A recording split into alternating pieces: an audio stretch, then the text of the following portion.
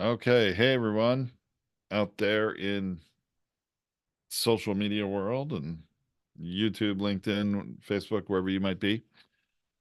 I'm Tom Hazard, co-host of Feed Your Brand and co-founder of Podetize. As you know, most of you know anyway. Those of you new probably don't. But anyway, I am solo today, and for those of you that know us and watch us regularly, listen to us, Tracy is having to serve jury duty. And just yesterday got put on a jury that is going to be going on for 8 weeks. And we just can't even believe this happened. She needs to be here helping run our business. It's going to be a serious hardship for us, but she has to do it. And that's where she's going to be. So I am going to be your solo host and support here for the next couple of months. So anyway, I enjoy being here and supporting you all, and gonna still record an episode of Feed Your Brand here live for all of you, and then have discussion and Q&A with our customers who are here live with us on Zoom. So today's topic actually is right in my wheelhouse. It's a kind of geeky tech topic, but I think one that'll be important to all podcasters to listen to and to listen to watch, and it really is providing some good information for all of you to consider. So I'm going to go ahead, start with my podcast recording, and I'll share with you the topic, and we'll get going. All right, so here we go. Hey everyone, welcome to Feed Your Brand. I'm Tom Hazard, your host, solo today, going through a topic that I have to say is really in my wheelhouse of expertise. I kind of geek out sometimes on the tech of podcasting. I'll try not to take you down too deep a tech rabbit hole today. Actually, I want to keep it as non-tech as I can, but inevitably this topic does require considering technical issues. The topic I'm going to talk about today is Zoom alternatives, recording platforms compared, pros and cons, and Podetize picks, our picks here at Podetize. Now, for those of you that are new, you may not know, I mean, Podetize is in addition to being one of the best podcast hosting platforms in the industry, we are also one of the largest done for you production service companies. And so we get recordings from every week from hundreds and hundreds of podcasters who've recorded their episodes, and they're giving them to us to edit, produce audio and video, and make them sound and look their best. So we've seen it all. We have received recordings from every different software and platform imaginable. So I'm going to share with you some of the what I believe are the best ones, and also others that, even if I don't think they're the best, I think are worth mentioning because they may be a good fit for some people. And when I set up about talking about pros and cons, there are pros and cons, but I also like to think of this a little bit more as there is a software that's the right fit for you, a software or a recording device, if not a software, and there are differences, and I'll talk about that. There is a software or device that is a right fit for you, and you may need to test a few out and try them in order to figure out what is best for you, although I will provide you some, suggestions, some advice here today. I think if you really break it down to your needs, and maybe the needs of your guests, if you're doing guest interview podcasts, or the needs of your situation, if you're interviewing people in person or always remotely. When you start looking at all these things, I find that you need to strike the right balance between ease of use for you, the host who's going to be doing it all the time. I mean, you're having a guest on, yeah, maybe a different one every episode, but they only do it once. You do it every time. So ease of use for you, considering ease of use for your guest or guests, but also quality and cost. Because I mean, there are not all of the softwares have a cost associated with them. Some are free.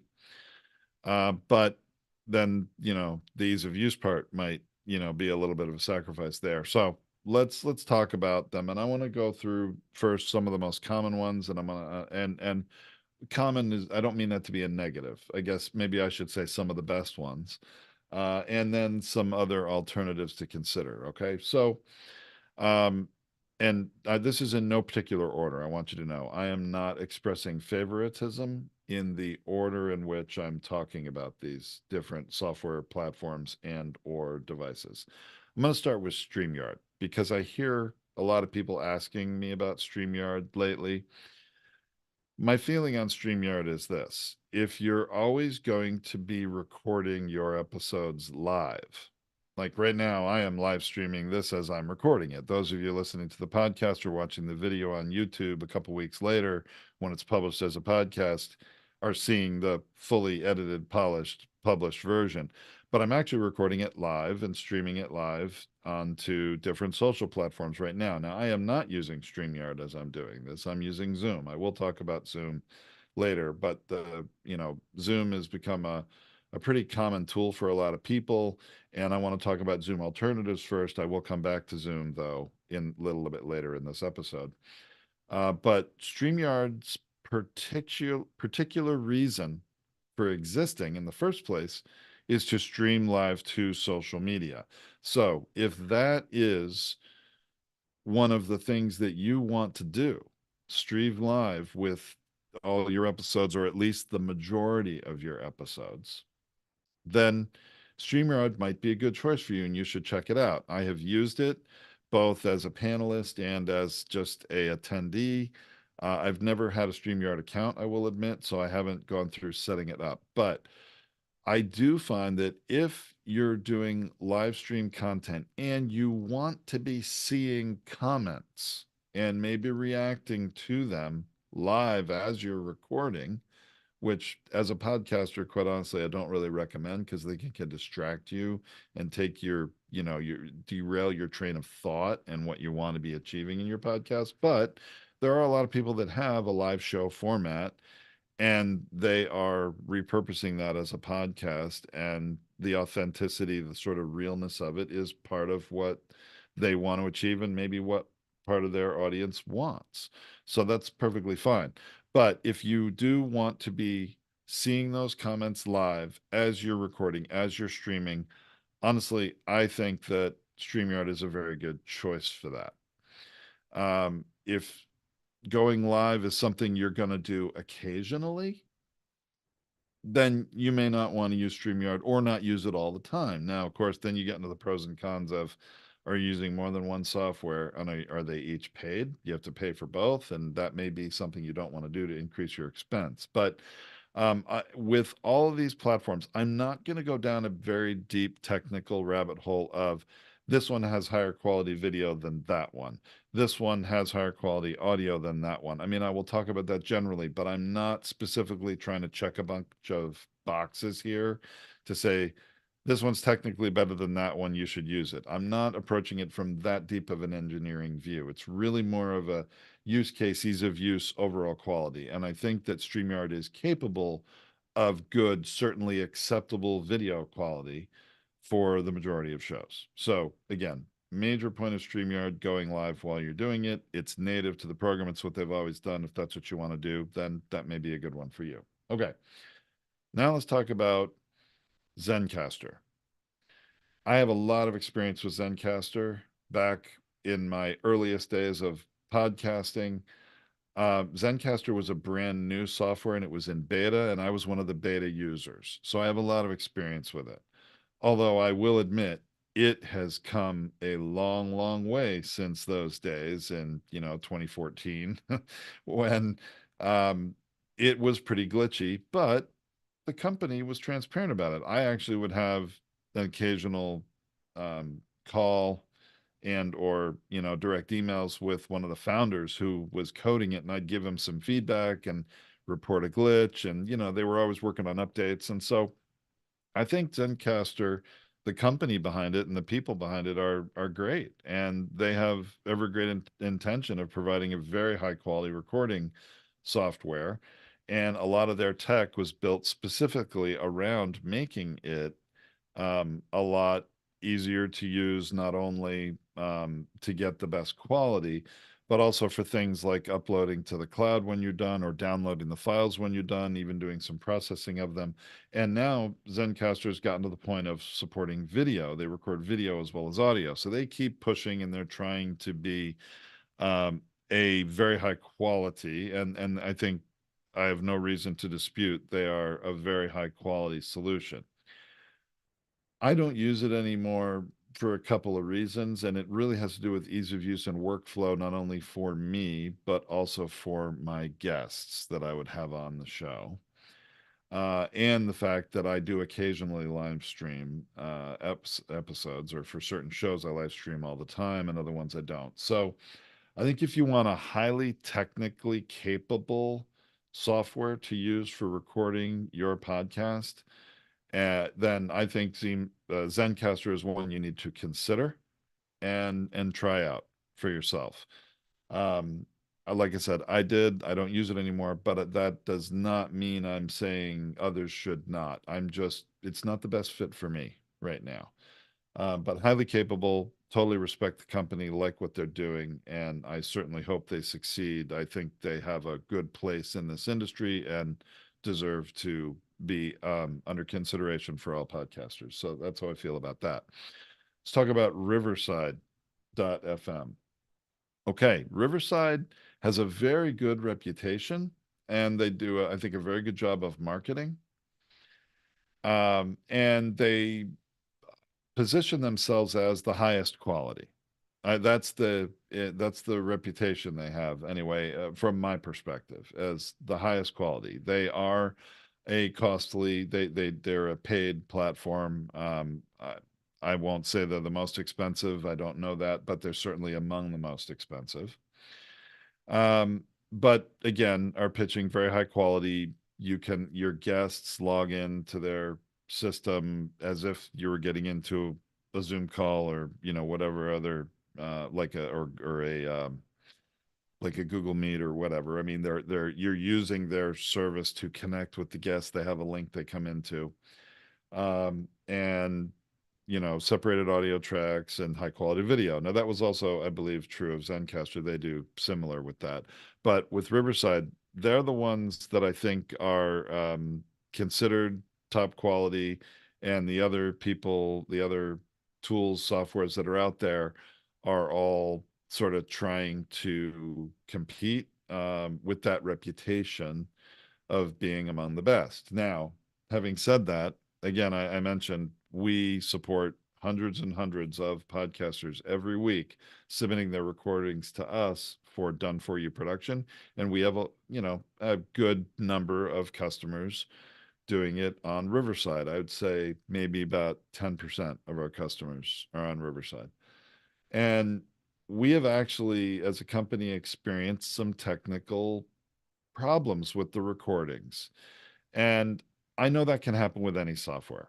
I've experienced technical recordings with Zencaster when I was using them. I experienced technical recording problems with Zoom and StreamYard. So I'm not trying to say Riverside is alone in this. I just have experienced some strange ones we have as a company that have not happened anywhere else. And one of those that concerned me the most, and it bears a little mentioning, but again, every software company I know is working to improve their software, and Riverside may very well have addressed this issue. Maybe it doesn't happen anymore, but I am going to mention it. We've had customers that they conduct their interview. They I'm in Zoom right now, live streaming this. I'm not talking with anybody. Usually I'm talking with my co-host Tracy, who's not available today, and we would be having a discussion and everything's fine. Well, what I've experienced with customers on Riverside is occasionally they have that session with their guest, record that interview, and it sounds and looks completely normal to all of the participants. And what I mean by that is they had no indication anything was wrong with the internet connection, with the sound and video being streamed in real time.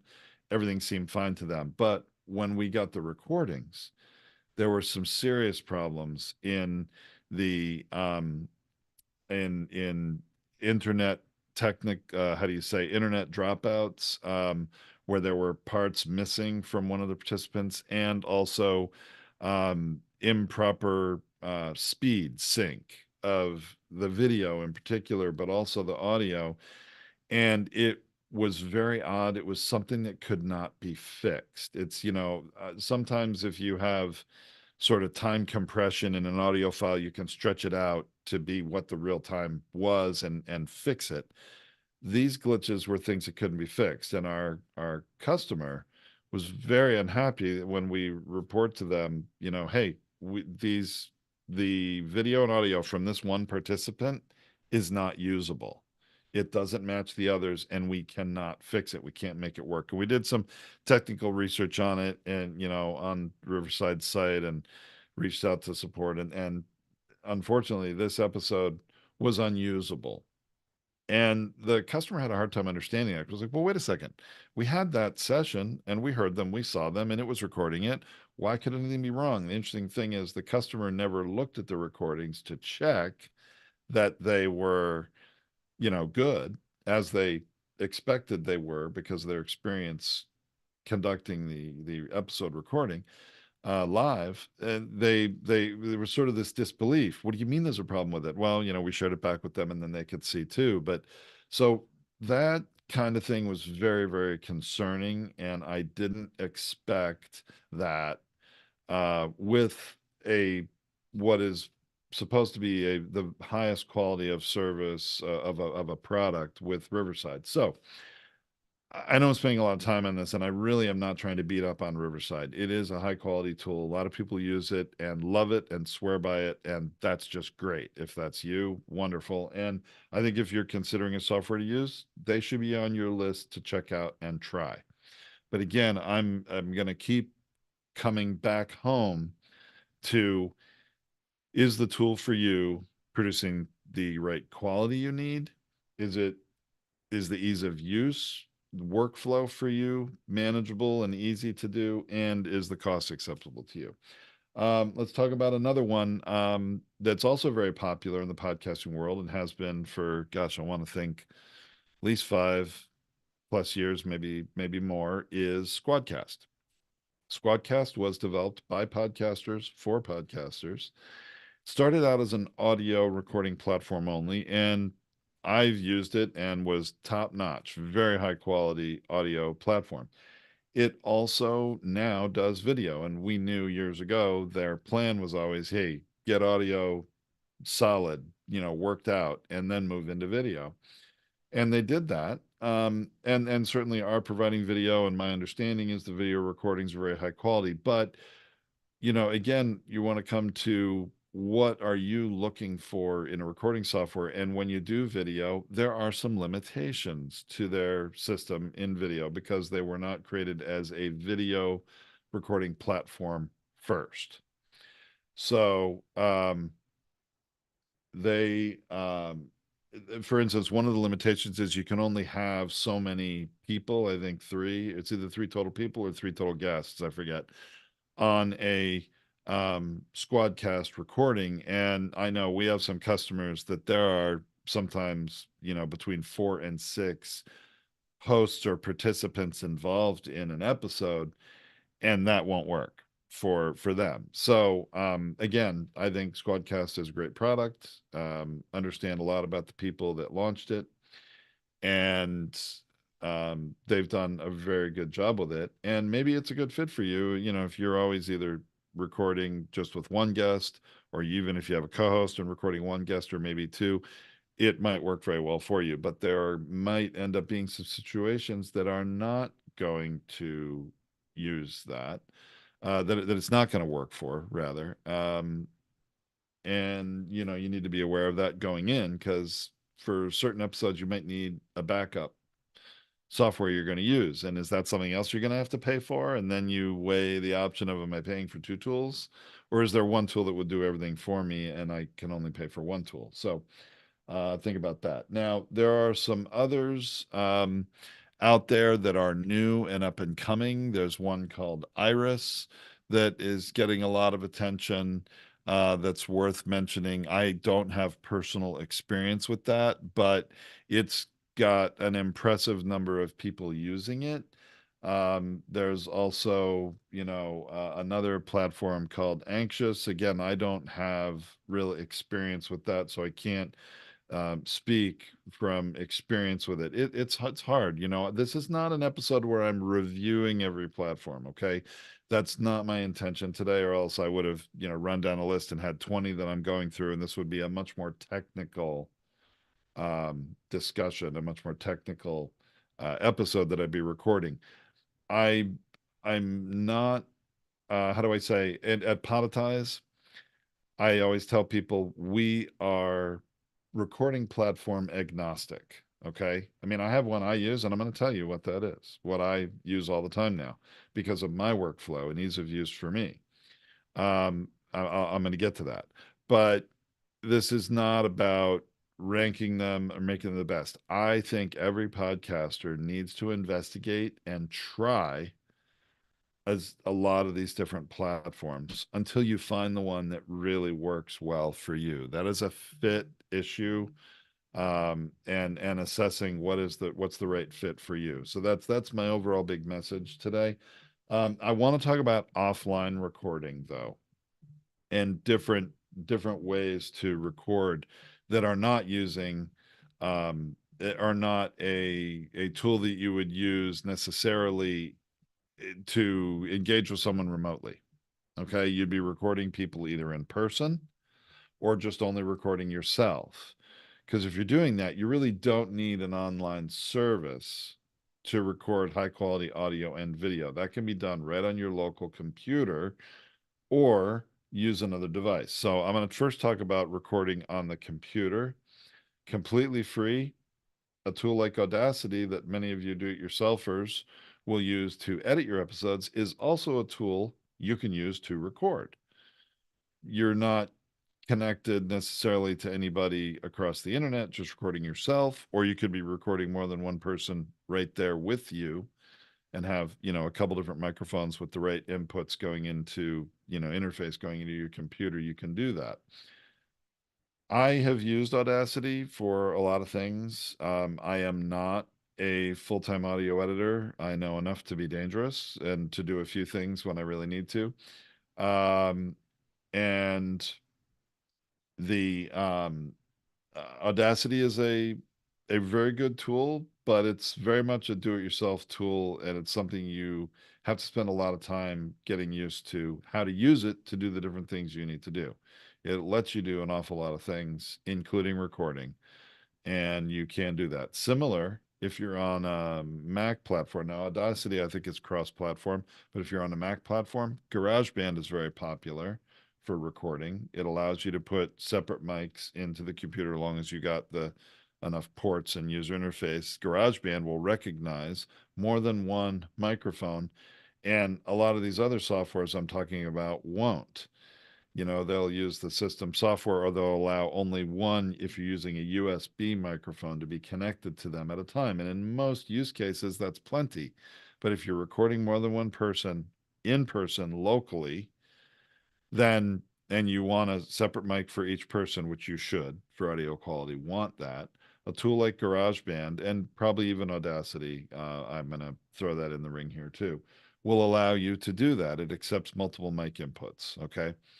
And I've used it, and we do live events, or certainly did a lot more before the pandemic, but we still do some live events where we will do at event podcast recording, and you don't need to connect over the internet to anybody to do that. You just have to, have the equipment, use that software, plug in your microphones, have two people across the table from each other, whether it's in a lounge table or sitting at a conference table, whatever. We used it always more in a lounge sort of setting where you're holding your mic right up to your mouth. And GarageBand works great for that. It's a perfectly good tool because it will record the separated tracks. It will recognize those multiple mics. Now, that's using a software. Um, I so there are multiple softwares. I'll tell you, I've even used the voice memo app on my iPhone And that's actually resident in the Mac OS on your laptop too, if you want to do that. If I've just recorded a solo episode and let's say I didn't have a good internet connection, then I can use that local software. And there is a similar software on the Mac and Windows that will do that if you're going to record with video. There are free tools available on your computer, and if that's easiest for you and you don't want to spend any money, by all means, experiment with them, test them out, make sure you understand what kind of quality they're capable of recording, and maybe that'll work for you. So there are some low cost, inexpensive options. I think it's worth mentioning. I now want to mention the last option for recording your podcast, and this is specifically audio now. If you're always recording people in person, or let me say, most of the time you're recording people in person, even if, and there are people that we support where co-hosts are always in person and they're either recording episodes alone, two of them in the same room. I used to do that all the time with Tracy. I used to do that all the time with Tracy on our, WTFFF 3D printing podcast. We're always in the same room together, used really sophisticated equipment that nobody needs to buy anymore, but large mixing boards to do things. And actually, back in the day, I'll give you a little tip. We used to use Skype. We've been podcasting that long. Skype was like state of the art for remote recording at the time. And you know what it was? We even bought a special, kind of like a plugin, because before Microsoft bought Skype, you could do that. They had different utilities or plugins that would get into the Skype software, and what it did really was recorded the separate audio tracks that we all today know are very important, and just about every software does for you now, or at least the good ones. But yeah, every person we interviewed had to have a Skype account, and then you dial them on the phone through Skype. I mean, you remember those days. So we've come a long way in podcasting and in technology since then. But when you're gonna record in person, and we do still have a lot of customers that have co-hosts that are together all the time. They may interview someone remotely, but they want the recording of the two of them in person to be the best it can be. And one of those tools that I want to mention is a Zoom, not to be confused with Zoom.us, the online meeting platform. I'm talking about Zoom, the electronic hardware company that makes one of the standards for a lot of years has been the Zoom H6 digital audio recorder. There are newer versions too that have different capabilities, but a Zoom H6 you could plug half a dozen separate microphones into, have if you have six of you, and I know we have one show that has, I think, six co-hosts at times that are all in the same room, you can all be sitting around the table, each holding your own microphone and recording a separate audio track for each of you. That's really next level, very high quality audio recording for when people are in person. And we use those tools, Zoom H6, also out at events when we're recording, on location. So those are things that you can consider in certain situations. And I think you should if you have that use case and that need. If you don't, then there's no reason to spend that much money. Zoom H6 is like, a little less than $400. And then you got to have, a separate mic for everybody. Whereas if you're always recording people remotely, your computer and one USB mic for, 60 to $80 is really all you need, high quality wise. And I'm actually going to put in the blog post for this episode my recommendation for the highest quality microphone that won't break your bank. Just a little bonus. I have a whole nother blog post that actually does take a deep dive into microphones, reviews them technically, and gives you ranks and pricing, and that'll also be linked in that blog post. But there's one that I provide to my customers when they launch a podcast and what I buy, and I'm going to share that with you. So don't forget to go to the blog post for this at podcastersunited.org to get that info. But so hardware, physical hardware, you can record things without any service. You just buy it once. I used to have a little digital audio recorder by a company called Roland that Tracy and I used for all of our WTFFF podcast recordings when we're in person. And we used a mixing board to get those separate tracks. But You actually now the Zoom H6 does a better job of that. That there's again quality, cost, size. If you're traveling with it, is it bulky or not? There's a lot of things to consider. Lots of great equipment out there, but most of us podcasters today, the equipment we need is very inexpensive, and most of us already have the major piece of equipment we need, which is a computer. Literally, the microphone that I stock and I give to my new podcasters is on Amazon for $59 prime most of the time. High quality. I'm using it right now, even though you don't see it on the video. It's just off of my field of view. But it doesn't take a lot of money to be able to record a podcast.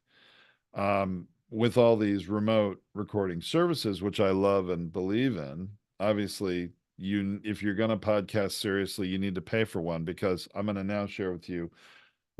I do use Zoom, and I know we're calling this Zoom alternatives, and I've spent the majority of this episode talking about those alternatives. While we are recording platform agnostic, Zoom is my best fit for us for workflow, ease of use, and cost. Now, and by the way, it's capable of full 1080i HD. Most people don't know that, because in the normal Zoom settings, it says 720i, and that's it. But if you read the fine print on Zoom's website, they will unlock for you 1080i recording on a paid account. They just don't tell you that. And probably because if every customer they had did it, it might put a serious strain on their servers. So I understand from a technical perspective why they haven't. But all you got to do is reach out to Zoom support either through chat on their website or through email and say, hey, here's my name, here's my account. I would like to be able to record in 1080i video, HD video, and they will enable that feature. And then you log into your Zoom account online and set up whatever kind of meeting you have for recording, and they'll give you the 1080i. You can record your videos in 1080i. I've done it. I'm not using it right this moment. I use it for certain meeting types, especially my webinars I use it for. But Zoom, quite honestly, since the pandemic, I know a lot of people scoff at Zoom. A lot of podcasters are going to say, Tom, you are nuts. You are wrong. Zoom is crap, right? I know they'll say that. I don't believe that. I've experienced it. I've been using it a long time now. There was a day 5 years ago when Zoom was not what it is today. That's true.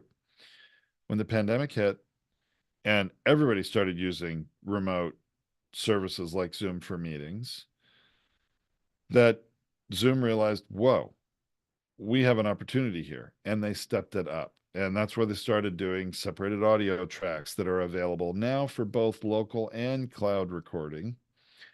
And then also different capabilities with the video, and lots of other features that I'm not, I'm not trying to make this an endorsement nor an advertisement for Zoom. I'm just telling you what I use and works for us. And to me, the biggest reasons that I use Zoom is because of now in the cloud recording. And I don't know of any other software really that does this to the extent Zoom does. Because every podcast I record is now also video, and it's put out on YouTube. And honestly, of all of our customers, about 75% of them are also putting out video on YouTube for full-length videos of their podcasts in a YouTube podcasts playlist. If you don't have one of those, you need to go find out about that when you're putting video on YouTube and use that. But if you're going to edit your video, if you're doing anything other than live streaming it and then putting that same live stream up on YouTube, which a lot of people do, and that's wonderful. Absolutely nothing wrong with that. Okay. I'm not putting that down in any way, but some of us like to edit our videos and make them the best that they can be.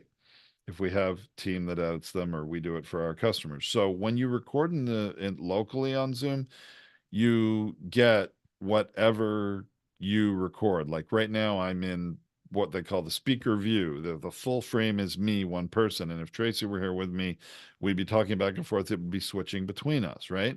And then they have the gallery view. That's when you have more than one person. They're both side by side. And eventually, with enough people, it looks like the Brady Bunch. And I know I'm dating myself here.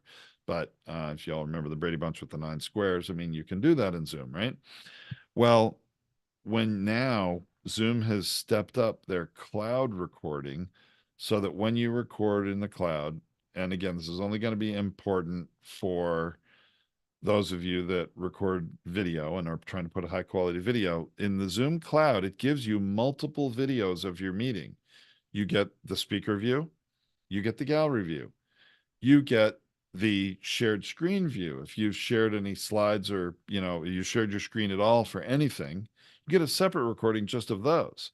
Then you actually get a recording of the speaker view with the shared slides, our shared screens, and the gallery view with the shared screens. So as a video editor, you can have these 3, 5, or more different video tracks, and you can switch between them. And that makes it much easier to edit and remove things when you can switch between those different views.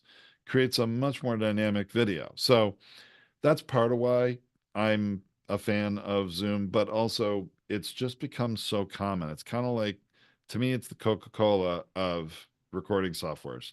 Everybody knows it, everybody's used it. You click one link and boom, you're in a meeting. So, from a guest ease of use perspective, you're there. And then for me, I will say selfishly, as a company, we use Zoom for a whole lot of things. We use Zoom for our phones for the company. We use Zoom for our team chat that's like Slack. I mean, Zoom has a lot of other things that they do. So as a company, we're all into Zoom, and um it's just easier for us. And so since there's no technical drawbacks from my perspective to recording in Zoom, I use it for everything. Do I admit that maybe my audio would be a little higher quality as a WAV file recorded in another software or on another device? I'll admit that. Sure, might be. But it all gets reduced to an MP3 file that's compressed at the end of the day. So it's much better to use a high quality microphone and high quality camera to make that raw recording the best it can be. And then it can be edited into a completely professional podcast. So that's my feeling about Zoom, just to sort of close it up. But Zoom alternatives are out there, they are real, depending on your budget, your technical capabilities, or maybe your uh, technical naivete, as the case may be. These things are going to determine what you want to use and what you don't want to use. So, um, I've shared with you some alternatives, some pros and cons, or really some fit issues to think about. And they are for you to take that information, inform yourself, go try some things out, find what works for you. Here's my other big message. Do not let any producer, if you're using someone else to edit your stuff, your audio, your video, you're not doing it yourself. Do not let someone like that dictate what you use. I've heard some podcasters say, oh, my editor requires I use Riverside, or my editor requires I use Zencaster. To me, it's a bunch of garbage. Any good editor, any good producer can take a recording or all the recordings from any platform and produce you the best quality podcast possible from it. You're always going to have limitations from recordings. And then, of course, your guest, you can't always control their recording environment. What microphone are they using? Are they even using a good quality microphone? You're always going to have things like that. The host quality should always be the best, in my opinion. Listeners will forgive lesser qualities for guests. If it gets too bad, I'll refuse to record it with them. If it's really going to be that distracting and the message of the story is not going to come through, I'm like, time out. Let's do this another day when you can be in a quieter place or maybe have a better microphone. I've only had to do that 2 or 3 times in 1,500 episodes I've recorded, so it doesn't happen that much. But yeah, you don't need to use any one particular thing just to accommodate someone else. Now, if they're providing you full service and there's a workflow thing on their side, that's something you can consider. But from a technical perspective, I wouldn't let them dictate that to me anyway. So, for what that's worth. All right. So, Oh, one thing about Zoom, I mean, just like again, not a big plug for Zoom, but I'm going live to all the platforms on Zoom, just like StreamYard does. Now I can't see the comments. That's my con, right? That's my drawback to doing it. I have actually an employee monitoring this who can see comments and if there's a question that comes in from social, or whatever, or posting links up there, so I can't see it. So again, pros and cons, right? I am going live to all those places through Zoom. By Zoom doesn't have the capability itself. I've signed up for repurpose.io, I think it is, and that is something else I'm paying for that kind of integrates in and plugs into Zoom to allow me to go live. StreamYard, it's all native, it's all a part of it, right? So that's a benefit of using theirs. You're not having to pay for another tool. But I'm so entrenched in Zoom, it made sense for me to pay for that other additional service that works with Zoom. All right, so there you go. A little bit about Tom's use case and preferences for recording. But again, they're all they're all good. I mean, I don't think there's any really bad options that I shared with you today. They're all valid. They're all good. These companies deserve to be out there. They have a reason for being. Some may have introduce new features and become a little more better or desirable than others. Some may get edged out as newer technology takes over and maybe they didn't keep up. It's all possible, but they're all good. Again, my big message regarding your recording software and alternatives to Zoom, and there are many, find what is the best fit for your use case. Find that balance. It's sort of the where the three considerations meet of quality, of ease of use for you again, and or your guest or guests, and then cost. And then you weigh those options, choose what works for you, and just go with it. I want you all to record podcasts and put them out there, regardless of how you're doing it, much more than I care about the specific tools you're using to do it. Bring your message to the world. That's my final message. Okay. Thanks so much, everyone. Again, you'll find the blog post for this with links to everything I've discussed today on the website podcastersunited.org, where we're putting which is sort of the home of Feed Your Brand now. And I'll be back next week with another great episode. Come back and join me then. Thanks so much. All right, I'm signing off from live stream. Thanks to everyone who watched there. Hope you got a lot out of it. I'm now going to be having Q&A and discussion with those customers who are here live with us in Zoom. Come join us.